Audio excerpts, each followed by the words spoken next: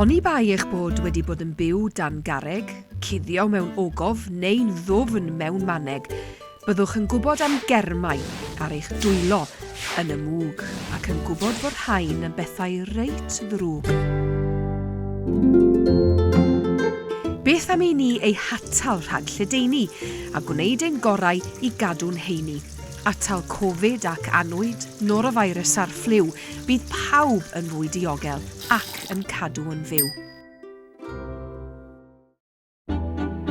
Golchi eich dwylo yw'r peth mwyaf amlwg, PPE pan roi angen, yr un peth am mwgwd. Dim dillad i'r slawch penelyn, a glanhewch y llawr, amser trechu'r pathogenau nawr. Os ydych yn ymwelydd, mae'r rheolau'n parhau. Peidiwch â dod i'n gweld am wythnos neu ddau. Ble bynnag mae'r dolir bol neu ben gwael i gadw eraill yn ddiogel, cadwch draw yn ddiffail.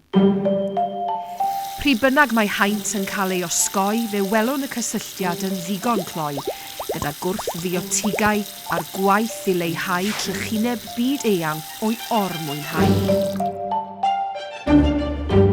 Rhywbeth i bawb i'w wneud ydy hyn, dilynwch yr rheolau, dilynwch nhw'n dyn.